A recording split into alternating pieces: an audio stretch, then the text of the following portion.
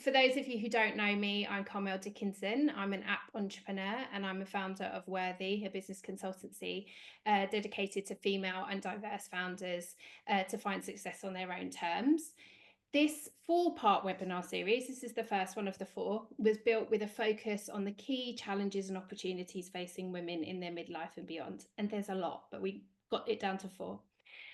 We hope to help you with the powerful relationship between financial planning and a fulfilling life. Tonight, we explore the theme of reinvention, and in the subsequent seminars, relationships, health, and retirement. This series is brought to you by Paradigm Norton. As an employee-owned B Corp certified firm, they are committed to championing financial clarity and empowerment for women. They integrate ethical and sustainable business practices with expert wealth management, and they are dedicated to helping clients achieve financial well-being. Under the leadership of Philippa, who's speaking this evening, it's very Philippa, Paradigm Norton continues to drive a value-based mission that prioritises purpose alongside profit. So thank you to them for bringing this all together. Just a quick little bit of housekeeping, just 2 little things. First of all, we will do a Q&A at the end of the section, at the end of the conversation. So throw your questions in the chat, in the Q&A section, sorry, as they come along to you. Feel free to chat in the chat, say hello to each other, say where you're from. But if you've got a particular question for the panel, please put that in the Q&A section and we'll get to them at the end. And if we get any ones that are particularly popular, we'll kind of put that together as one question. This is based on financial conversations, so I do have to do the compliance bit, which is the content of this webinar is for information purposes only and does not constitute financial advice. Please seek independent financial advice before making any big decisions. The opinions discussed are those of the individuals only and do not necessarily reflect the views of the organisation. That's fine. The compliance will be happy with me now. So why are we here particularly tonight talking about reinvention? So research is showing that a huge amount of women in midlife are making big changes in their careers. There's a huge exodus of midlife women from the corporate space, either by force, sadly. 50 plus people are generally more likely to face redundancies, and depending on the sector, it's generally women. I think like the public sector it's more women that are being made redundant there than some of the others. But also some may find that just the corporate world is just not flexible or forgiving enough for the life we have now.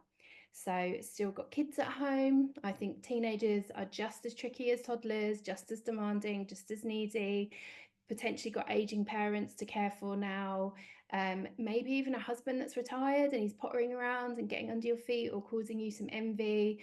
Plus, you've been doing this a long time. There's an exhaustion of the office politics, of the chasing, where do you go next, the doing the rat race. We don't commute as much now, but some still do. So by choice, women are leaving and finding an alternative that suits them at this point in their life. I myself started Worthy, my business consultant, in my 40s, not long after redundancy. I think it was about 9 months after an unexpected redundancy. I just wanted to have that flexibility for my parenting and earn in my way and work on my passion. And I'm just not alone. The number of women over 45 starting businesses in the UK has been growing steadily, which is so exciting.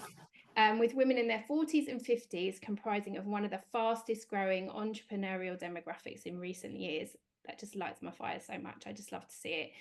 So our wonderful panellists, Astrid and Philippa, will help us see how we could possibly reinvent ourselves, survive from redundancy, and really look at our careers in a different light. So can I go to you first, Philippa, for a little introduction, and then Astrid, if you could do yours, that'd be great. Of course. So I was a lawyer for 20 years, or more than 20 years. I specialised in financial services, and by the end of my legal career, I was head of the financial services team at my law firm, and I also was managing director of the litigation division. So there was 120 lawyers. We turned over about 16 million in my division. The law firm turned over about 60 million, 65 million. I'm a mother of 3. I'm divorced. I'm almost an author. I have written most of a book about the psychology of advisors, and as of the 1st of April, so I'm just 1 month into being CEO of Paradigm Norton. Thank you. Hi everyone, thank you for having me. I'm really happy to be here. So I'm Astrid, I'm the co-founder of the Hustle Factory, and the Hustle Factory is an online platform supporting professionals through career transitions, whether it's returning to work, changing careers, or simply going up the ladder. And I've been through many career transitions due to loads of different reasons. I'm a mother of two, I've burnt out, I've been freelance and I've gone to full-time employment. I've gone from full-time employment to starting a business.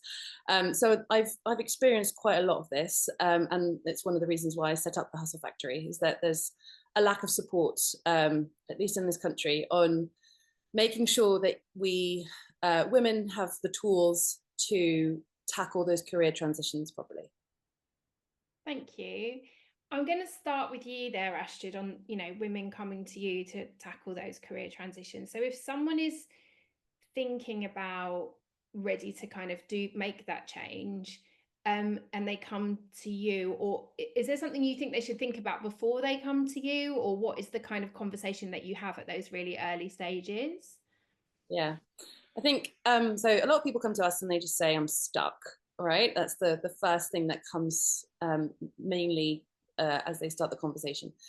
I think, and if they've come to us, they've already thought about it. And I think I think there's 4 things that need to be kept in mind when you're considering a career transition. And they're quite simple. The first one is financial. I think, I think we're here for that reason. It's about establishing that budget and making sure that you're ready for whatever you want to do, making sure that you've got that runway, but also making sure that as you're tackling that budget and figuring out if you can do it financially, that you know what you need versus what you want. And I think that's a really crucial element in that financial aspect. But I'll let Philippa talk about that a little bit more later. I think there's also, when you're doing that budget and you get started, I think it's really important to know when to pull the plug. So you are thinking about it, but also think about what would make me stop doing this career transition? What will be the hard stop? When do I hit a wall? And I think that means that you need to check in with yourself regularly, and just be honest with your expectations and what you're trying to do. Now, with that in mind, I think it's also really important to invest in yourself. Now, I'm not talking about investing, loads of money and loads of time, but I think you need to make sure that you're ready to take care of this and invest in you. So maybe it's getting a careers coach, maybe it's taking the time to think, maybe it's taking time, without family for a few weeks to just go and figure it out. Whatever it is, you need to be ready to invest in you and be ready to put you first, to then be able to think about those financials and when are you ready to pull the plug. And finally, I think the one really important piece, and it goes with this investment, is support. Talk about it. Be honest with your really close family, husband, wife, whatever it is. Are they supportive? Are they going to be there for you as you're going through this? Do they understand what it means emotionally, practically, financially?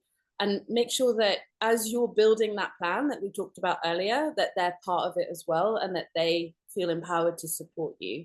I think would be, I could go on forever. I think those 4 points are really important when you're starting to think about a career transition.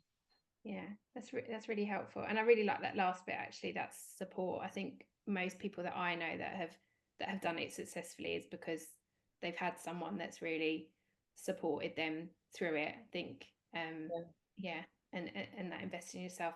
So Philippa, when you made your transition, does this resonate with you? Is this kind of some of the stuff that you did?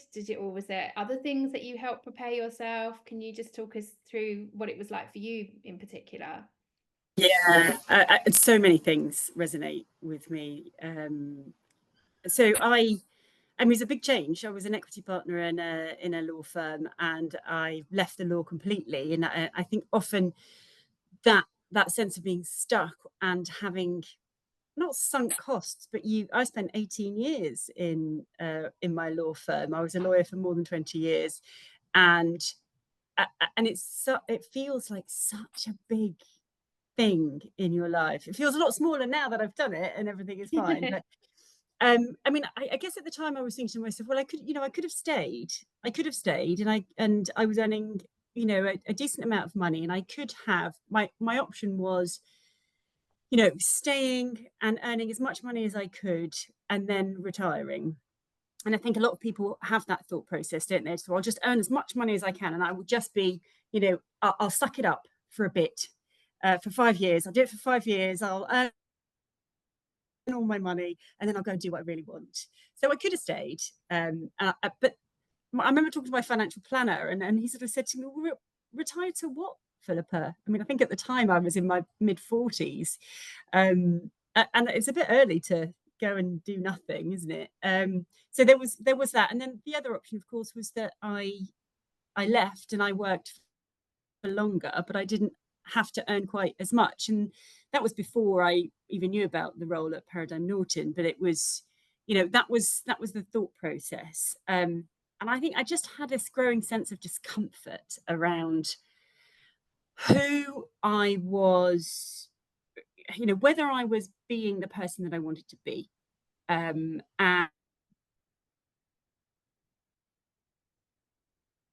I think living a life of congruence is partly responsible for that sort of feeling of discomfort.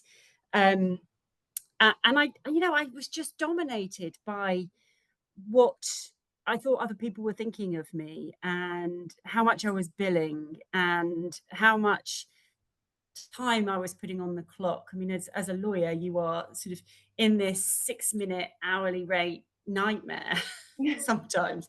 I mean, every day you've got a mountain to climb. So I just had this low grade anxiety just all of the time.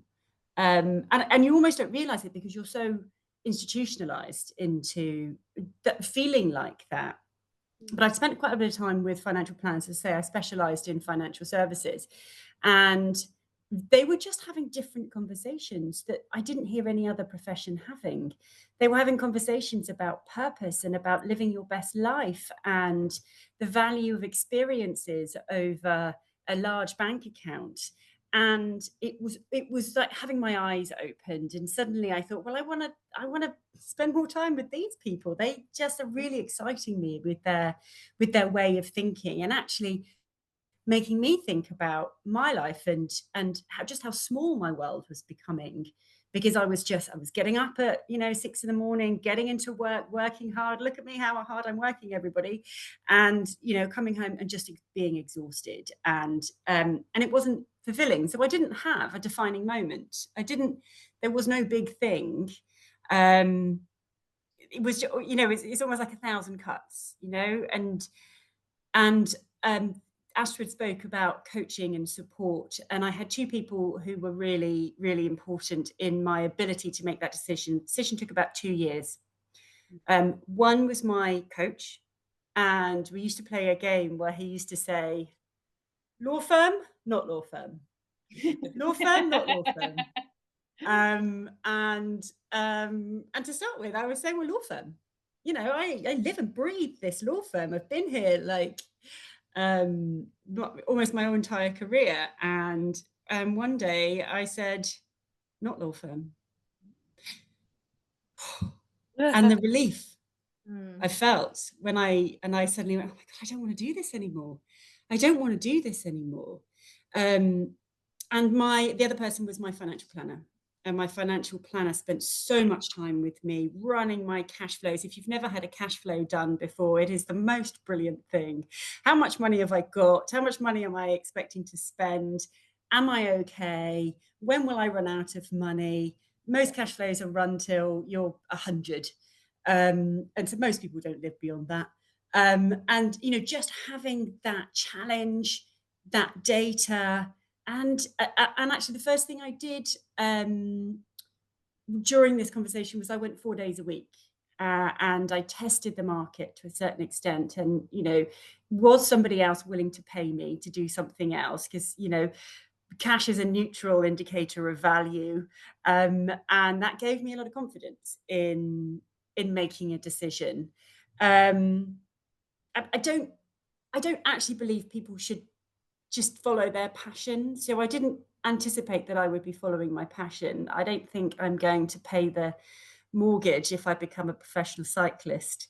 But I do believe in building rare and valuable skills. And so what I was doing was testing the market to see whether my rare and valuable skills were marketable and something that other people valued.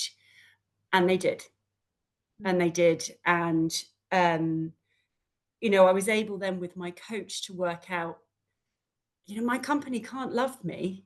It can't value me. It's just a thing. It's not a person. And so, some of the resentment that we might be feeling of, I've worked here for 10 years or 15 years or 20 years, and how dare they? And why don't they value me? Why aren't they giving me these things? We can put all that down because the company, a PLC or a limited company, can't love you. So you can put all of that down. And the final thing really, which really helped, was through my financial planner, changing my narrative on more is better, and understanding really how much is enough. And that was a really important point. And at that point, he was able to say to me, "You've got enough. You can do this. Why aren't you doing this?" And then that's a scary bit, because you've got to make that decision at that point. And actually, for me, I didn't have anything to go to. I left. I wrote my book, and I had the consultancy and the NED positions that I was involved in, and I didn't necessarily have a big job to go to. But I believed in myself, and I made that leap. I'd like to bounce on what you've just said, because I think that's really important. I think there's a confidence piece that needs to be, that coaching is there for the confidence piece. I think probably 90% of people don't jump onto that career transition because they don't know where they're at with their money, and that's where the true anxiety comes from. And I think that's really inspiring, right? Because you need to put it on paper, figure it out. You then have the knowledge, and knowledge is key. And once you know where you're at, then you can make your decision. And then we can talk about confidence, we can talk about coaching, we can talk about the gut instinct and all those kind of things. But I think you nailed it. It's just start with the foundations, and then I believe that everything happens for a reason, and that you need to prioritize things step by step. And I think your example is exactly that. You just start with financials, figure it out, and then you quit. You didn't even have a job waiting for you, but you went on to the next stage of that journey. And I think that's crucial and really inspiring. Thank you. You've kind of moved into my next question. Oh, sorry. No, it's great. We're covering ground, because I think I totally agree with you. The big question is, always, it was for me, is can I afford to do this? Because because generally it's sometimes a career transition can mean more money straight away. So I'm not saying you were lucky, Philippa, because you worked very hard. You was in a good position, let's say. I also can't stop thinking about your coach jumping out of bushes going, law firm, position, this man just jumping out at you in the supermarket. Anyway, sorry, I digress. But this kind of, if there's some people that are in the audience that are kind of going, I want to make a career transition, I've got a little bit of money in the pot, but really the idea scenario is jump as quickly as possible. Some people I know are in really toxic working environments, are really struggling in their jobs, and that career transition is almost, it's not just a nice to have, it's a need to have for their own sort of sanity and mental health. And is there any other kind of financial kind of things that you would say to people that you could really give them some help with, as to sort of prepare for that moment? I know you sort of talked about budgeting, Astrid. I don't know if you wanted to elaborate on that a little bit, or Philippa, if you've got, maybe if you, I go to you first, Astrid, and then Philippa, you can add something from a planning perspective a little bit more on that. I feel like if we're going to talk about planning and money, Philippa is definitely better at doing this than me. We obviously, it's something that we talk about a lot, but I feel like, yeah, Philippa is going to be a better answer than me. Okay, sorry. So I mean, if I talk about myself personally first, I was earning a very good wage, but actually what I never did was I didn't allow my increase in earnings to really massively change my spending. The return on investment on being financially secure is so much more than having a big bank balance. You know, it gives you that opportunity to walk away from things. It gives you that opportunity to invest in yourself. It gives you that opportunity to have decisions. So I sort of start there and say, I've seen lots of people earn, you know, significant sums, and suddenly it's a bigger house, it's a very expensive car, it's private school fees, and, you know, I absolutely support people in making their own financial choices. But one of the things, if you are in that position, is I think sometimes people almost self-medicate with, I hate my job, but I earn a lot of money, and therefore I'm going to go on a fancy holiday or have a really lovely car or whatever else. And that in the moment desire to feel better isn't necessarily the most sensible thing. So I never had a very nice car, and my kids are at state school and things like that. So I never spent that money. I did enjoy it, but I was very deliberate. And I did also have a financial planner. And so one of the things that the research tells us about the effect of having a financial planner in your life is that actually one of the biggest effects is helping you with your spending behavior and your saving behavior. Because sometimes you are emotional about things, or sometimes you just get excited about things and decide to do that. So I did have a financial planner and I didn't overspend. So when it came to making the decision, it was a lot easier. But obviously understanding your expenses is, you could do that this evening when this webinar finishes. Understand what are your essential spending and what's your non-essential spending. So when I was planning out my move, I didn't have money in the bank that I could spend for 2 years whilst I decided what I was going to do. The approach that I took was I filled up my pension, so I knew exactly when I retired that I would be fine. And then the discussion I had with my financial planner was, well, you only need to earn what you're spending in the meantime. So that was the approach that we took. But certainly understanding what your essential and non-essential expenditure is really important. Having a think about how long you might be out of work, or if you're starting your own business, how long you'll need to set that up. And being prepared to spend that money when you are in that place, because sometimes it feels like, oh, well, I've got this money here, I don't really want to spend it, but you need to invest in that. I mean, you want to be able to focus on your new venture and not on your gas bill, and be able to invest in you and invest your time. So I think in order to prepare, there's that financial side of things. But also, I think you should be building your network. I mean, no matter whether you're planning on moving or not moving, you ought to be going out and having coffees with people and lunches with people. Build your network so that you have places to go and people to talk to. And if someone's doing what you want to do in 5 years' time, go and talk to them. How did they get there? What did they do? Did they study? Where did they gain their rare and valuable skills? And the other thing to do as well outside of finance, I think, is to develop those rare and valuable skills. What do not many people know how to do? How can you learn to do that?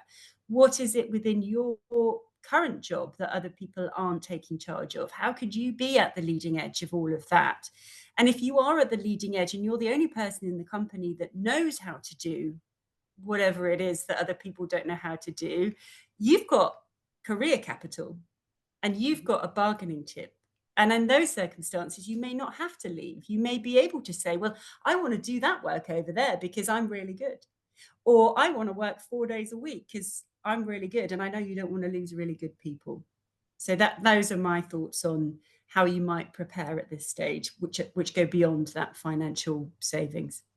It's so interesting that you say that, because and I love this because it's sort of like flowing on with the questions. I was going to get to redundancy next, because, you know, I've talked about it in the beginning, and some people don't have that luxury of knowing that the job is gone. And I'm sure you have people, I know you have people come to you, Astrid, don't you, when that's kind of the situation they've been put in. For me, when I got made redundant, it came out of nowhere. I was not expecting it at all. And there was that initial panic and what am I going to do now? And it really affected me quite emotionally and confidence. But my network was my net worth. Love that saying. And I just went out and just told everyone, like, this is happening to me. And I'd always had an itching that I wanted to start a business, and some people had asked me to do some work on the side. And I just kind of went out and I started putting the feelers out for a business, but I very quickly got headhunted for a job. I didn't stay in that job, but I very quickly got a job. But actually, when I went to that job, that itch was still there. And then I ended up, kind of became my first client, actually. I kind of said, I mean, there was a lot of stuff going on because it was during COVID. So my job was sort of not really very good there because there was a lot of stuff I couldn't do because of COVID. That's another story. But it's exactly what you were saying, I think, is about that. That's a good preparation for if you think that you could suddenly be coming up to that risk of redundancy. You know, I think there's a lot of corporate businesses, you keep seeing them restructuring. You're kind of getting to that age, you think, you know, this could happen to me. I think networking and having that network is really key as a preparation. But Astrid, is there other things that you think people, obviously sometimes it just comes out of nowhere, what do you talk to people about when we have to think about redundancy? Yeah, absolutely. I just wanted to add to the networking thing, and I think a lot of people, most people that come to us are very scared about networking. And it's actually a whole module in one of our courses is all about networking because it's such a big thing. And I think it's important to remember that networking isn't going to an event and meeting people and having drinks. Networking is talking to anyone and everyone that you meet, whether it's a fellow parent at the school gate or a dinner with someone that you haven't spoken to for ages or whatever it is. But also remember to help people help you.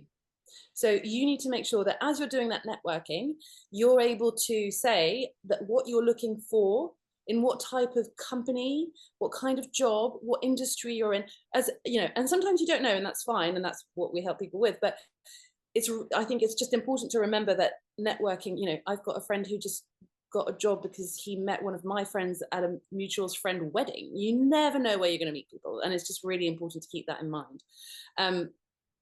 I also got to add that sometimes you've got to be careful with over planning. I think we can go down routes of making sure that we're ready.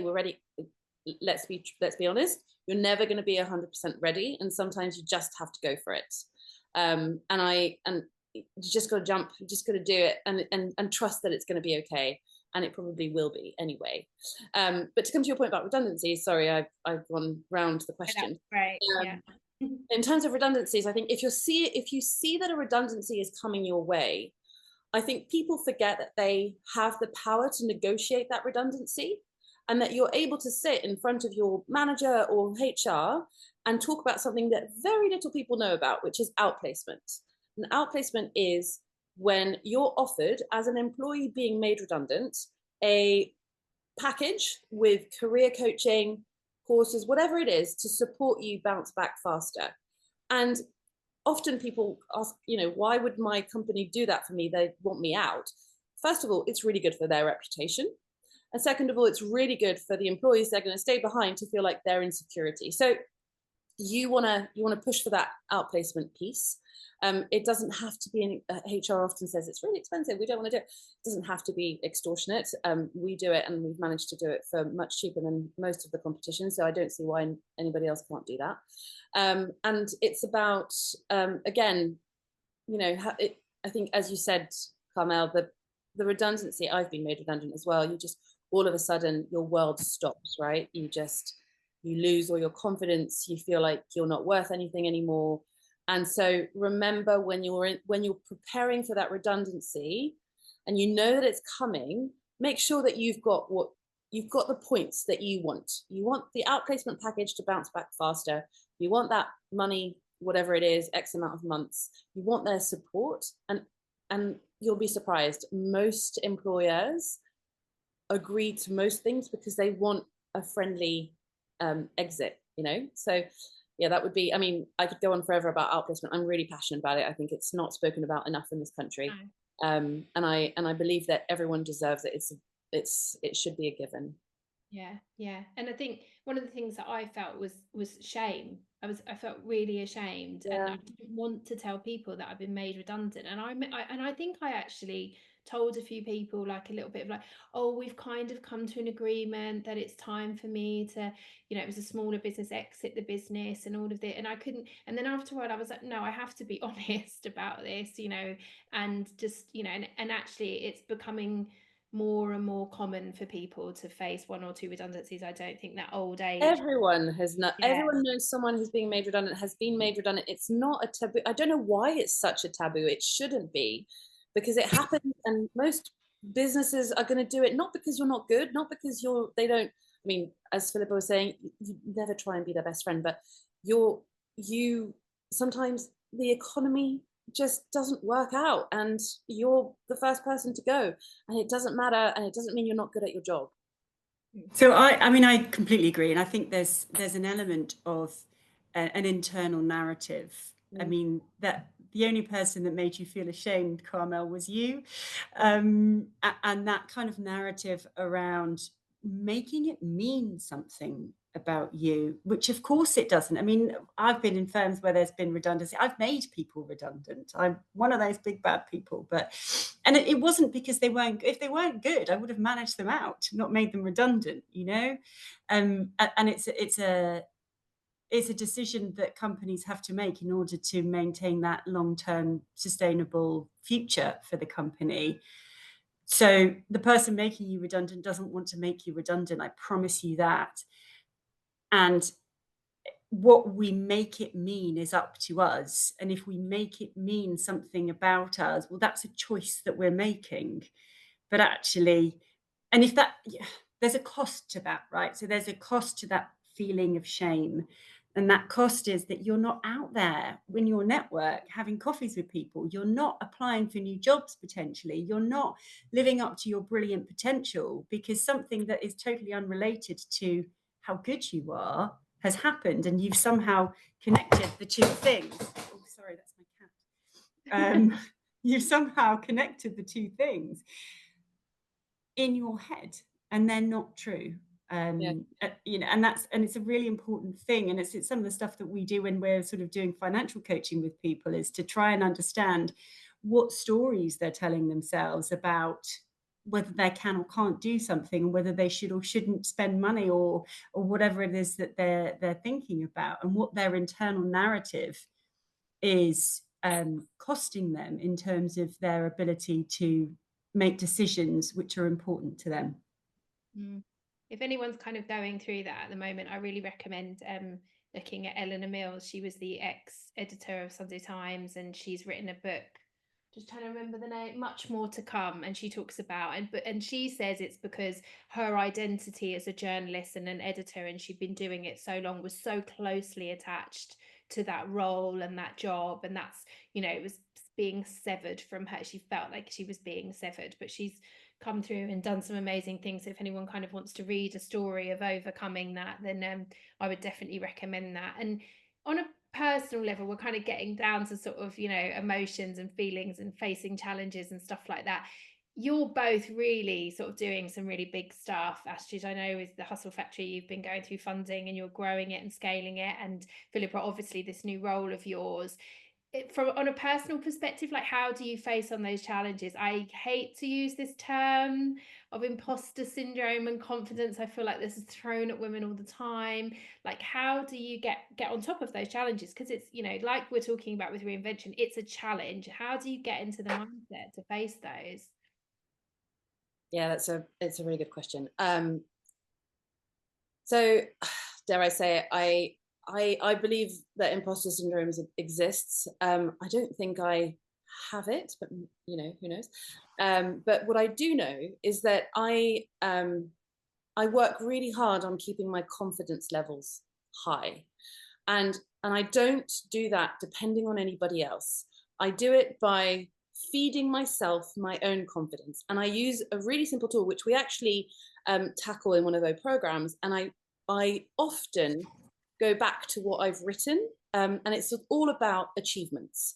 It's an exercise that we get people to do. It's about taking achievements that you've done in your life, whether they're personal or professional. It could be anything. It can be organizing your sister's hen do to building a team and becoming a CEO. It doesn't matter. But what we try and do is that we get people to take these achievements and then break them up.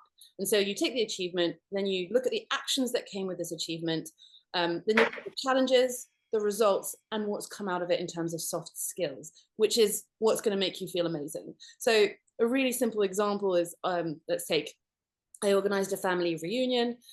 What were my actions? I made the invitations. I found a venue. I appointed a caterer. Really simple things, but again, you know, you have to do them. And then challenges were, for example, people had different opinions about what I was doing, or the venue wasn't free, or the budget was too high, or whatever it is. The results were everyone was happy. We ended up with a different venue. The food was good.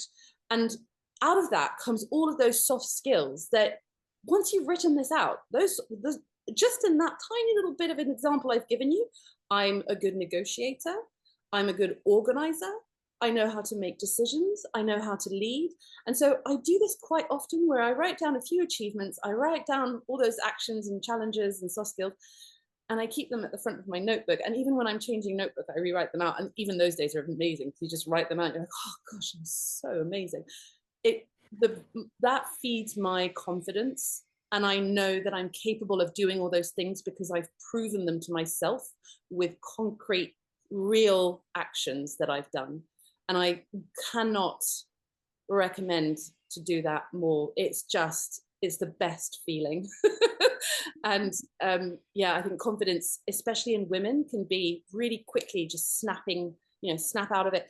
I feel like you deserve to be confident for yourself. And if you know how to build your confidence, then you will be more confident and other people won't be able to take it away from you.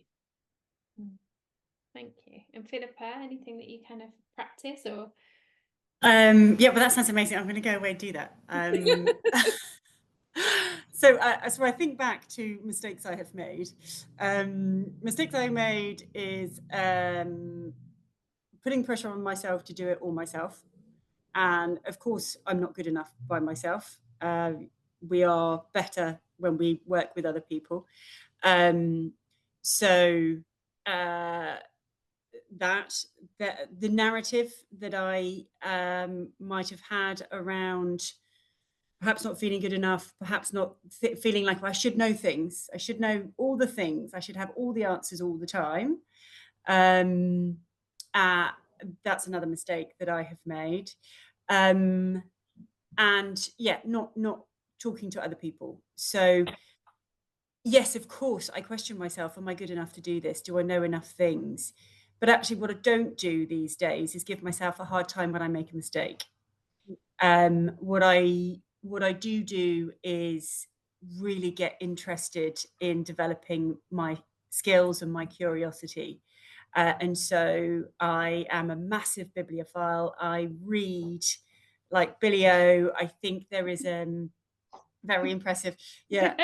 I think there is a tendency to try and learn everything in a 3-minute video, and I don't think you can. I think you need to go to, I mean, books are amazing. For 15 quid, you can get like years of somebody's life and their expertise. Everybody should go. Bargain.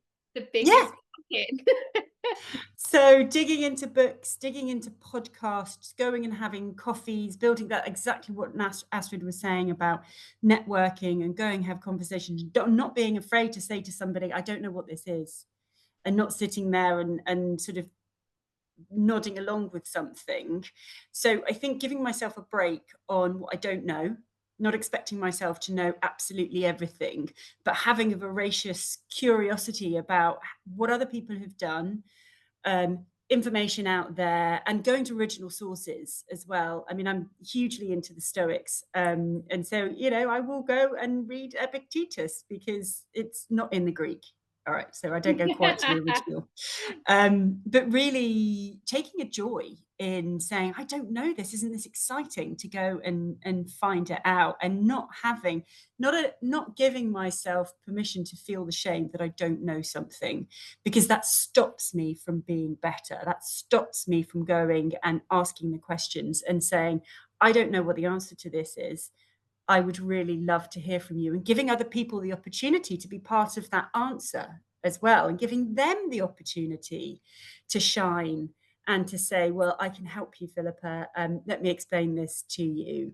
That is a real joy, actually, in sort of maintaining that ability to go out and have those conversations and to say, I don't know.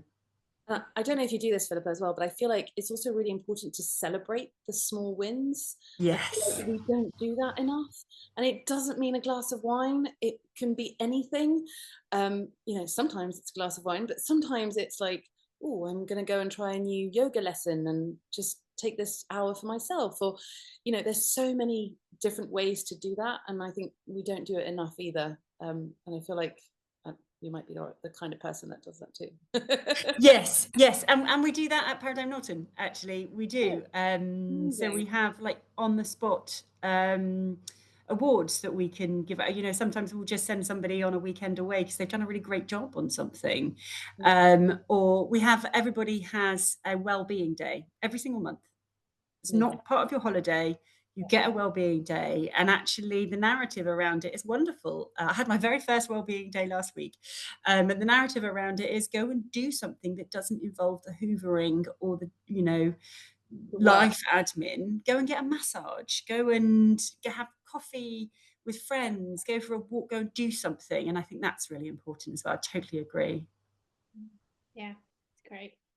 I want to come and work for Paradigm Norton full time now. Actually, loads of people are going to be like, maybe I'll just career transition to a financial planner. Apply us for a job.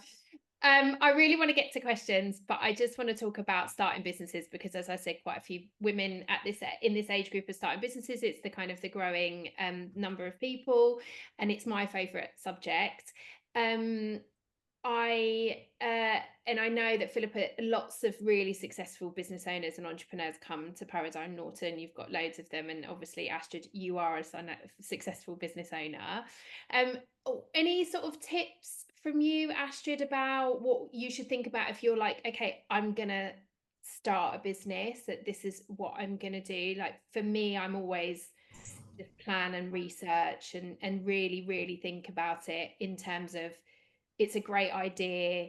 It's funny you mentioned earlier, Philippa, about it is a passion of mine, but is it going to pay the bills, and how is it going to pay the bills? And doing that research and doing that thinking and doing that planning, I think is always just like the key thing. For you, Astrid, anything else that you kind of sort of ask people? I think there's an element of just trusting fate and doing it and jumping in. I would recommend a co-founder. I think things are a lot easier because I have a co-founder and we're able to share the load. I think you just, if you're gonna plan building a business, you're probably never gonna do it, because if you start looking at all the details, it's just too much.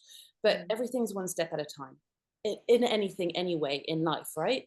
So do it, go for it. If you know that you've got a solution to a problem that you believe is a real issue, hit it. And I talk about with Ubers, for instance, I always use this example, like no one had a problem picking up the phone and calling a cab or standing out in the street sticking their arm out. And no one really had an issue with that. It wasn't really a problem. That's what we did. Yeah. And then Uber were like, well, wouldn't it be nice if you could just sit in the pub right up until the second, and it's on, you know, and incorporated smartphone use. Like there wasn't really a problem with cab services. You know, there was just a little bit of technology that was missing, but we were all like, make sure you get some money out for the cab. But cabs were starting to incorporate, like there wasn't a problem. There was just a few little fixes. And then and now you just wouldn't. You wouldn't think to do it the old way anyway. Phone and order a cab. It's, you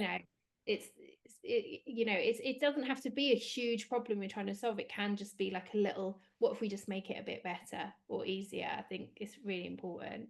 Yeah, and also the thing that I will add is that just be ready to graft hard, hustle hard.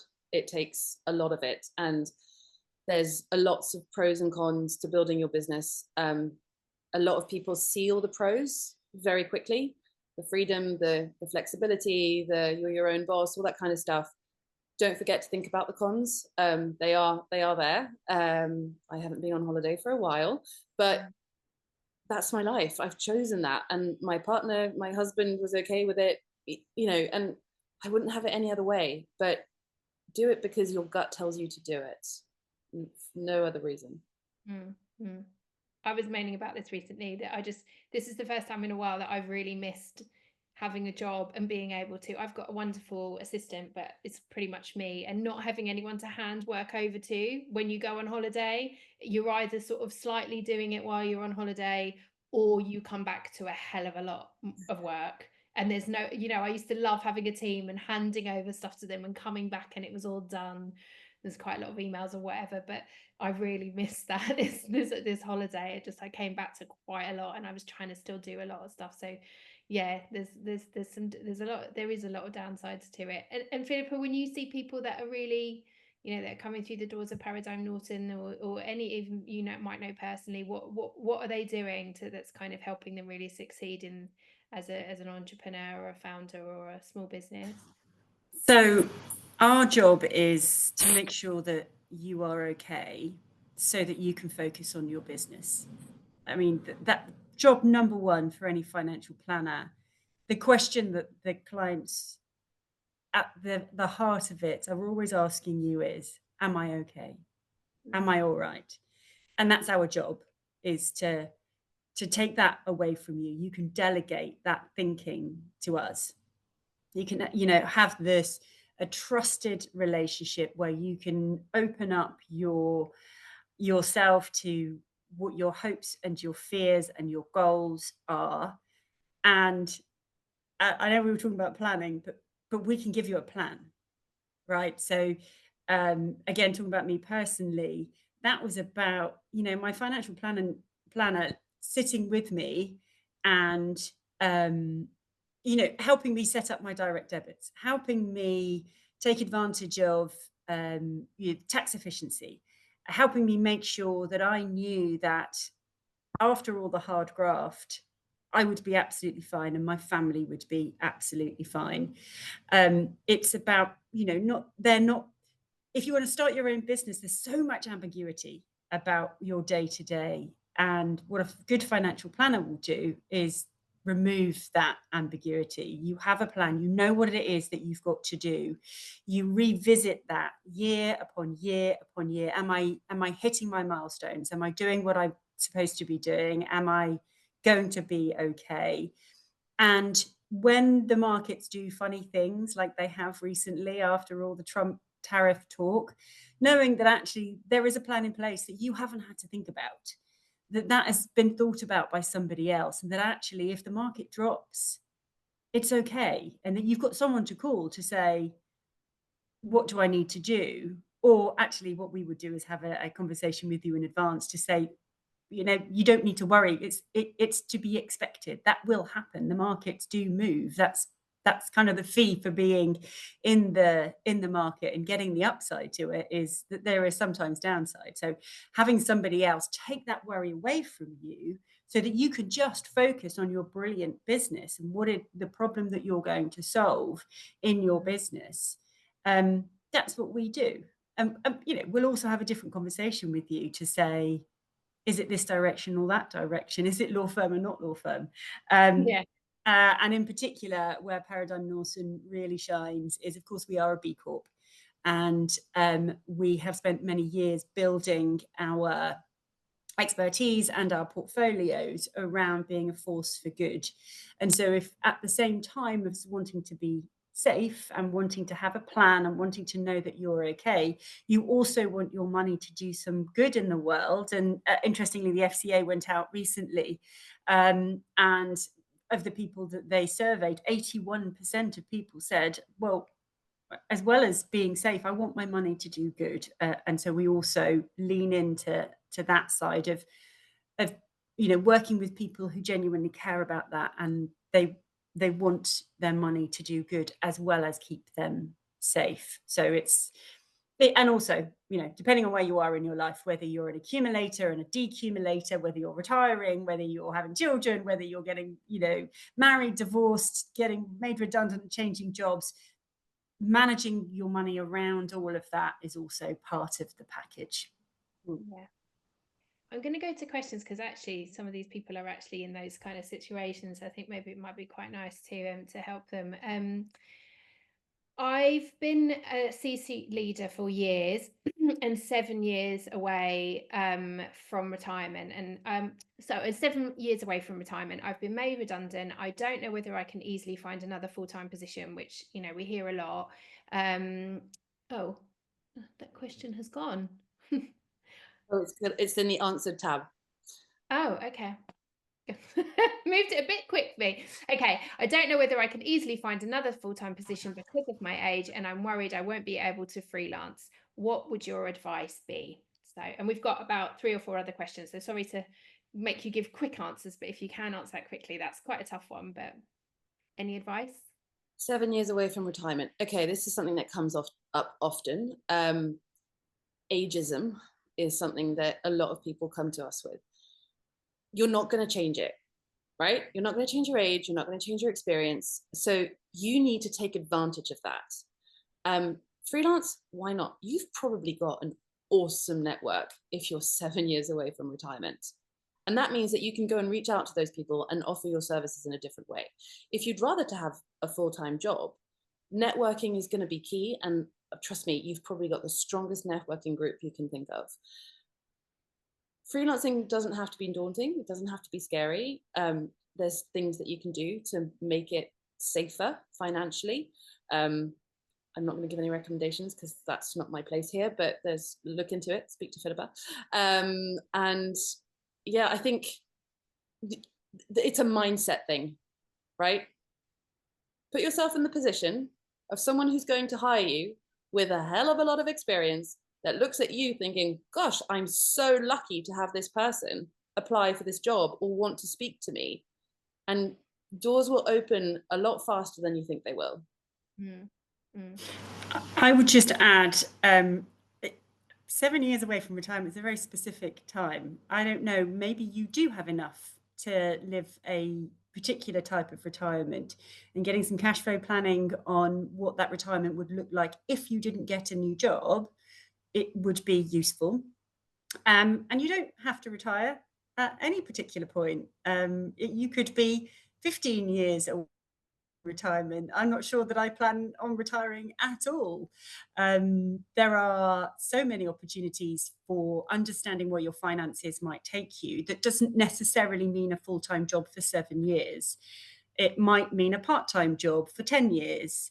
It might actually be that you do have enough, and understanding what enough looks like is a really important question for you. I knew a woman who worked in media, and she was sort of at that kind of ending of her career, and she had so much experience. She basically went around and did maternity cover. So she was like moving from different media company to different media company, and everyone just like lapped her up because they were like, she was going for a role that was, I mean, this is, you know, depending on financial implications, but taking roles that were slightly below her pay grade, but she just loved coming in, doing that year. She said it was really good, really interesting. People just like grabbed her up, and she just did that for 10 years. She just was like happy to kind of just keep moving around and just filling in those holes. And I bet you can charge more for doing that. Right. And moving on. So something really lovely. Thank you, lovely ladies. There is never any substitute for hard graft. Just go for it. That's made easier if you love what you do and have fun working all the hours you need to and make a difference. You have to know you are making other people's lives better. Give a little before you reap your own rewards. I'm 61, so looking forward to working until 70. And she says, I'm happy to have a 1-hour chat with anyone who needs a boost. I've been made redundant 14 months after being made redundant from another role. God, that sucks. I'm in my mid-30s and was looking to start a family. I now feel stuck as I'm struggling to find a new position, and freelancing isn't something I can do given I need stability and a steady income. Jumping into the answer. Oh, I've lost that one again. Sorry, they keep jumping around. I can do given I need stability and a steady income. Do you have any advice on how to navigate this time? Yeah, I don't know, Astrid, do you I mean, I can say that when I was made redundant, I was trying to have a baby, and actually not working in that environment, I think, is what made me get pregnant because I wasn't stressed anymore. But it was very, very scary. And things do, I don't want to say leave it to chance, but I think if you that people are still willing to sort of hire if you have quite honest conversations around it. But Astrid, anything that you wanted to sort of, do you have, or Philippa? I had my second child. I was 5 when I was pregnant, and I had my second child. Obviously, I wasn't working. I felt that same pressure of not working, being pregnant, and obviously, this person's not pregnant yet. But I think, again, I'm going to go back to state of mind. I think prioritizing. If making a family is your priority right now, then maybe using the right tools to make that your priority is what needs to happen. You say, I think that person said that they couldn't freelance, but I think there's loads of different options. You can accept part-time if that's easier to find. You can build your own business if you feel that you've got the skills to do that. You can look at what you've already got, and again, I'm going back to my first ever answer in this talk about support. Where can you find the things that will make your priority of having a family work? And it doesn't mean you're never going to work again. It doesn't mean that you can't look for work, but if that's your priority, then make sure that you keep that in mind. I'm gonna run over a little bit, if you nod or shake your head, Philippa and Astrid, if that's okay. For anyone that does have to jump off, because there's some questions in here that people still might want answering, and we'll try and sort of rattle through for about another 5 minutes. But for anyone that does have to jump off, I just really wanted to say thank you for joining us. We will be sending out the details of Astrid and how you can talk to us at Paradigm Norton, how you can talk to Astrid, or how you could talk to me, and we'll be sharing all of those details with you in an email, plus a recording if you want to go back and sort of revisit any of the stuff that was talked about. And we are coming back here same time next week with 2 different speakers to talk about relationships. So Sally Matthews, also from Paradigm Norton, is financial planner, and an ex-divorce lawyer who is now a therapist, and we'll be talking all things relationships. So if you do have to jump off, thank you for coming. I'm just going to go to this one question because I think this is quite important. This was sort of saying, so for women and people in general who are tight on money, don't have a big stable change or just job search for an uncertain amount of time, having either a coach or financial planner may feel quite out of reach financially. What would you recommend you do? Is there any affordable options? I think this speaks to people are unclear about the cost of financial planning, but also, are there any professionals that would cover one-off services as opposed to long-term support that a subscription or ongoing service would typically offer? In terms of coaching, I know that there's a lot of coaches that do things like power hours. I know that I do a sort of 2-hour thing where people can just, they can't afford my services to do like a big workshop with them, and I just do like 2 hours. I don't know if you do this, Astrid, just 2 hours of people just stress test a bit of a business with me, and they kind of just like bounce it off me a little bit. And I know lots of coaches do like power hours. There's lots of also free mentoring. There's government websites that do, Enterprise Nation do free mentoring and that kind of thing, if you want to go down the business route and you don't think you can afford a coach. So that would be my recommendation there. Philippa, do you want to talk to the financial planning costs? Well, before I do that, I would also say, don't be afraid to just contact people who aren't necessarily coaches. Maybe you see somebody doing something and they're in the position that you want to be in 5 years' time. I've built a whole career off having coffee with people, and the worst that can happen is that they ignore you or they say no. So if you see somebody who is 5 years in advance of you and they're doing what you want to do, or they're living the life that you want to live, just ask them for a coffee. How did they get there? What did they do? Who do they know? Can they introduce you? Did they do any courses? What books can they recommend? What podcasts do they listen to? What do they read? So it doesn't have to cost anything. So you can just go and talk to people, and people generally want to help you. And also, give Carmel or Astrid a call. They've said they'll talk to you for an hour or so. Absolutely do that. Be brave is what I would say.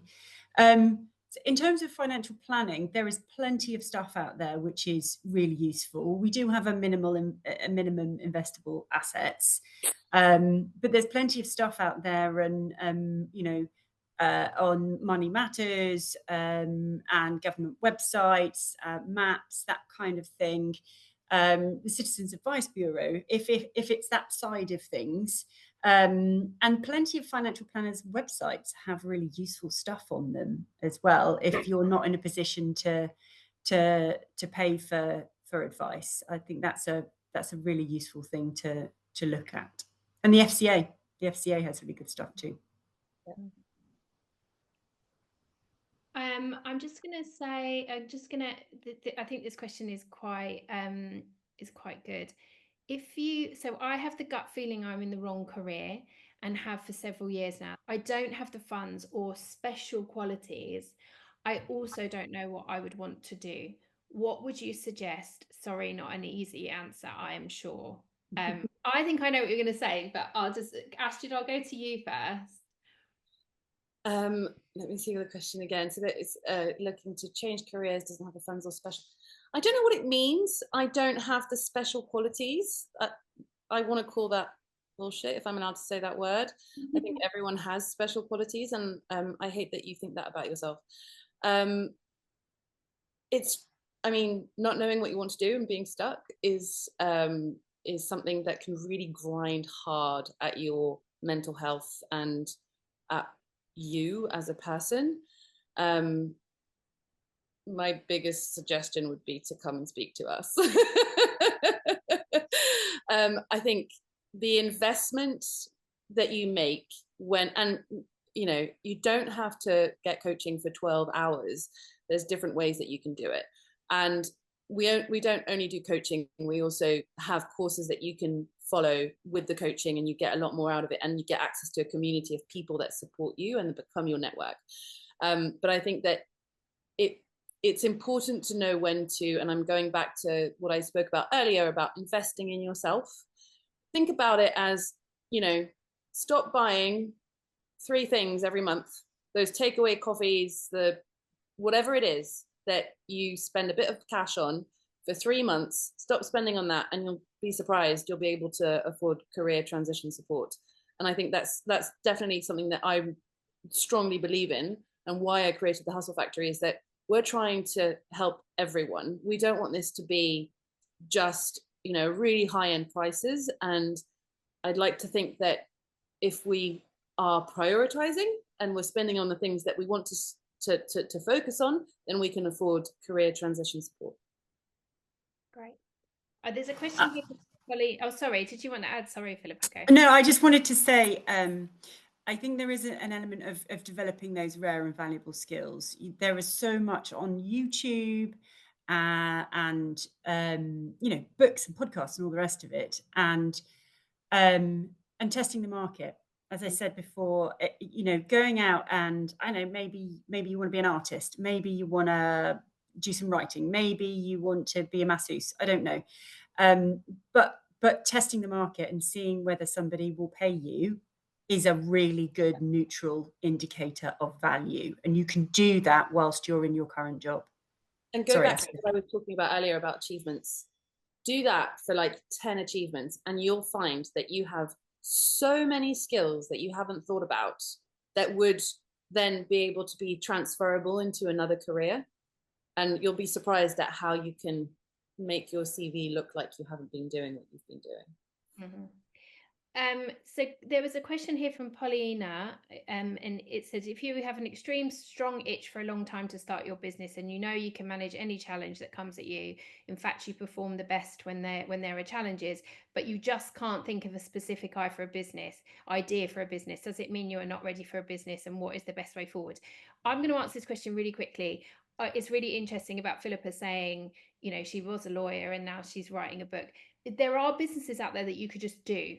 That my personal trainer was a lawyer. And now she's got a personal trainer business. You don't have to think of this great, huge Airbnb, Uber solution. You could pick another business that someone does and think, that's a nice business. How many are in my area? I could just have a go. Like Astrid was saying, just give it a go. I don't think it means it's not the one for you. We've had a question about networking, and I think it'd be good to land on there. Someone has asked what podcasts and books we would recommend. I think we hand that over to the team and they can send that to you, because I'm sure we could list a million. And I know we've talked about networking, so maybe if we just finish off on the question about if you are looking for I think it was I'll just find it here in the chat because it's me. What networking groups would you recommend if I was thinking about a career pivot? And I know, Astrid, you said that networking isn't just about going in a room and talking to a group of people that you don't really know. It's also those coffees and meets and stuff like that. But if you were to suggest any groups, do you know of any that you could recommend? Or that's a really tough one, because it depends what industry you've been in, what age you are, where you live. I think my understanding the question correctly, it's what groups exist to network, right? Is that what you... Yeah, so what networking groups would you recommend if I was thinking about a career pivot? Is there any specific ones for women to kind of go to just go, we want to change our jobs but we don't know what we're doing? I presume that's what it is, but I think it's the I'm part, I'll give examples, but there's the networking groups and the channels that are out there. There's loads of them, and you'll find them once you start digging into potentially what you want to be doing. I'm part of loads of women in entrepreneurship, and I could give you a list of 10 different WhatsApp groups I'm part of that put my WhatsApp on fire every day. But there's also some incredible Facebook groups for flexible working. There's women in marketing, mums building company. There's so many that I feel like it's a really hard one to answer, because if you're looking to network, then my answer is speak to people around you. Start with people that you can speak to face to face. I think what Philippa was saying earlier about having coffee with people is really, it's so crucial, and people love helping people. So maybe look at, who do you look up to? Who are the companies that you think, oh gosh, I wish I could build that, or I wish I could work there? We call that your bucket list, your interview bucket list, or your business bucket list. And go from there. Stalk them on LinkedIn, find them, send them a message. I think if you don't have premium, it's what, $5 a day? That should give you the grounds to get started. And message them, have coffee, have online Zooms. People, I get them all the time, and I'm always very happy to have chats and talk about, I used to be an art director and creative director. I began my career as a graphic designer, and I'm now managing a company that has to do with career transition. everyone has gone through something at some stage in their career, and they want to give that, push that forward and help someone else. In terms of groups, I'm afraid I don't have the answer because there's so many out there. I don't know where to start. I'm a huge networker, especially as I've moved to a new city, and there's a lot that are geared out to local businesses. But even if you feel like you're not a business owner, there's people that come to these networking events that aren't necessarily business owners. And you could go to one that's for businesses, and I go, and there's lawyers there and there's financial planners there, and they're actually just trying to get business because their clients are business owners. So you could end up talking to a lawyer or a financial planner or a PT person, and you might go, oh, so they're happy to talk to you because you could be a potential client, but you could kind of talk to them about their career and how they got into it. And you don't necessarily have to be a small business owner. Like I do one that's like Saturday morning, starts at 7. We walk around the park. And I know there's a few people in that group that have full-time jobs, work in corporate, but they just love the environment. So I would always start locally. Would be my tip. Philippa, do you have any? Sorry, someone just mentioned it's 5 a month on LinkedIn, not 5 a day. Sorry, my bad. But be a good stalker. I'd recommend that. You find the person on LinkedIn, find their company on the web, and find what the email address might look like. Call reception, ask for their email address. You'll be surprised what people do. And I think if you're going to go through that process of finding my email address through whatever route that you take, it works. Yeah, I mean, I would just echo what both of you have said in terms of, depending on where you're thinking you might be looking to pivot, find those people, find the ones that you think they are living the life that I think I want to live. Contact them, whether, as Astrid, it's relatively easy to find. In fact, you can do it through ChatGPT if you just find the email addresses of people. It'll do it in 2 seconds for you. And even if you don't want to ask them to have a coffee, even if they say no to a coffee, which 9 times out of 10 people do. I've done a million Zoom coffees with people because I like helping people. I want to help people, and other people have been super kind with me, and they have done that. And everybody must remember, when they're in that position, let's all help each other out. Even if you don't get to that point, most people will be willing to give you a little bit of information. So it might be that you really want to be, I don't know, a therapist. So you can contact the therapist and say, actually, what networking groups do you go to? You can ask them that, and then you'll be in the same place that they'll be in.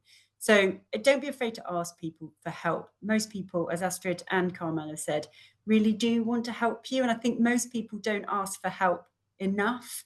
And actually, there's loads of science around who it impacts the most. And I think most of the science says that most of the benefit of helping somebody out is the person who's doing the helping, not the person who's receiving it. So don't be mean and take away that opportunity for somebody to help you.